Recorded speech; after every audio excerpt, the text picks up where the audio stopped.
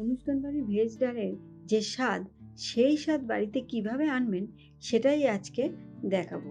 সম্পূর্ণ ভিডিওটা ফলো করলে দেখতে পারবেন। আর শেষে একটা মশলা ব্যবহার করব, তাতেই একদম অনুষ্ঠান বাড়ির ডালের স্বাদ চলে আসবে। তাহলে সঙ্গে থাকুন আর দেখুন আমি কিভাবে এই ডালটা রান্না করি। এখানে আমি পরিমাণ মতো ভাজা মুগ ডাল নিয়েছি।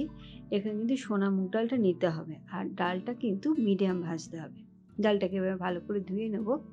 আমার ডালটা ধোয়া হয়ে গেছে। এবার এটাকে সিদ্ধ করতে বসাবো। তার জন্য কড়াইতে কিছুটা জল আমি গরম করে নিয়েছি। এবার ডালটা আমি এর মধ্যে দিয়ে দিচ্ছি।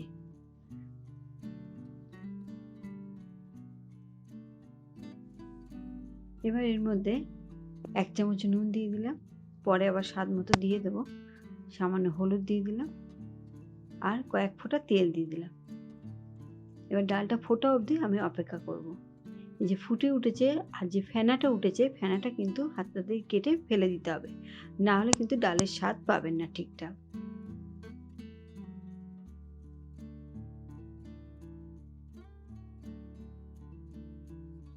তেলটা গরম হয়ে গেলে এর মধ্যে আমি কাজু আর কিশমিশ দিয়ে ভেজে নেব। ভেজ ডালে কাজু কিশমিশ লাগবে, আর ভেজিটেবলগুলো ভাজার আগে কাজু কিশমিশটা আগে ভেজে নেবেন, নাহলে সবজি যখন ভাজবো আমরা ততক্ষণে দেখা যাবে তেলটা একটু পুড়ে গেছে। সেই জন্য তার আগে কাজু কিশমিশটা ভেজে নিতে হবে সবার প্রথমে। কাজু কিশমিশগুলো ভাজা হয়ে গেছে, আমি এবার এগুলো তুলে নিচ্ছি। দেখেই বুঝতে পারছেন কিভাবে ভাজতে হবে, বেশি কড়া করে কিন্তু ভাজলে হবে না। এবার ওই তেলের মধ্যে আমি প্রথম সবজি দিলাম কিন্তু গাজর, কারণ গাজরটা একটা শক্ত সবজি, এটা সিদ্ধ হতে একটু সময় লাগে, ওই জন্য গাজরটাকে আগে দিতে হবে। দিয়ে 2 মিনিট মতো আমি এটাকে একটু ভেজে নেব। তারপর আমি এর মধ্যে দিয়ে দেব ফুলকপি। এবার ফুলকপিটাও আমি 2 মিনিট মতো নাড়াচাড়া করে নেব। আর সমস্ত কাজটা কিন্তু আমি মিডিয়াম আঁচেই করছি। ফুলকপিগুলো নাড়াচাড়া করা হয়ে গেছে। এবার আমি এর মধ্যে বিনস দিয়ে দিলাম। এরপরে এর মধ্যে কড়াইশুঁটি দিয়ে দিলাম। দিয়ে এইবার আমি নুনটা দিচ্ছি, তাহলে সব সবজির মধ্যে সমানভাবে নুনটা ঢুকবে। আগে যদি নুন দিতাম তাহলে কোনো সবজি একটু বেশি, কোনো সবজি একটু কম।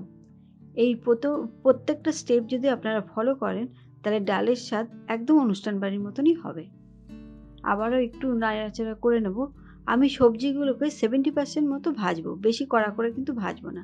বেশি কড়া করে ভাজলে কিন্তু সবজির কালার নষ্ট হয়ে যাবে, আর পরবর্তীতে যখন সিদ্ধ করবো সবজি গলে যাবে। এবার ওই কড়াইতে আমি 2টো শুকনো লঙ্কা, 4টে ছোট এলাচ সব মুখ ফাটিয়ে দিয়েছি, 1 টুকরো দারচিনি, 2টো তেজপাতা আর একটু জিরে ফোড়ন দিয়ে দিলাম।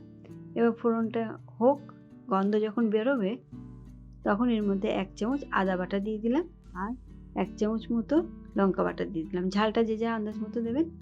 দিয়ে এটা যতক্ষণ আদা আর লঙ্কার কাঁচা গন্ধটা না যায় ততক্ষণ একটু নাড়াচাড়া করে নেব। এবার এর মধ্যে আমি একটা টমেটো কুচি কুচি করে কেটে নিয়েছি, সেটা দিয়ে দিলাম। দিয়ে টমেটোটা যতক্ষণ না গলছে ততক্ষণ এটাকে আমি নাড়াচাড়া করব। টমেটোটা গলে গেছে, এবার আমি এর মধ্যে ভাজা সবজিগুলো দিয়ে দিলাম। দিয়ে সমস্ত মশলার সঙ্গে একসঙ্গে এটাকে কষিয়ে নেব।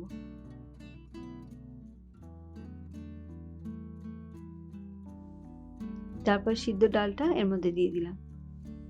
আর আমি এখানে গরম জল ব্যবহার করছি। উষ্ণ গরম জল দিলে ডালের স্বাদটা খুব ভালো থাকে। যে কোনো রান্নাতেই উষ্ণ জল দিলে রান্নার স্বাদ বেড়ে যায়।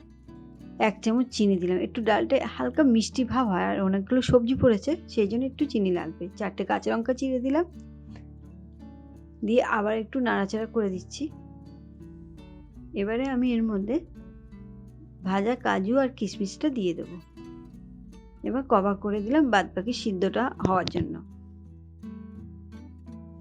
আর কালারও সুন্দর এসছে। এবার এর মধ্যে একটু গরম মশলা দিয়ে দিলাম আর 1/2 চামচ ভাজা মশলা, জিরে আর শুকনো লঙ্কা শুকনো কাঠখোলায় ভেজে গুঁড়ো করে নিয়েছি। এটাই ডালের স্বাদ কিন্তু বাড়িয়ে দেবে, এটাই হচ্ছে সেই মশলা। আর 1 চামচ ঘি। এই সমস্ত জিনিসগুলো যদি এইভাবে একদম করেন, একদম অনুষ্ঠান বাড়ির স্বাদ পেয়ে যাবেন। আশা করি আপনাদের ভালো লেগেছে রেসিপিটা। তাহলে একবার বাড়িতে ট্রাই করে দেখবেন এইভাবে।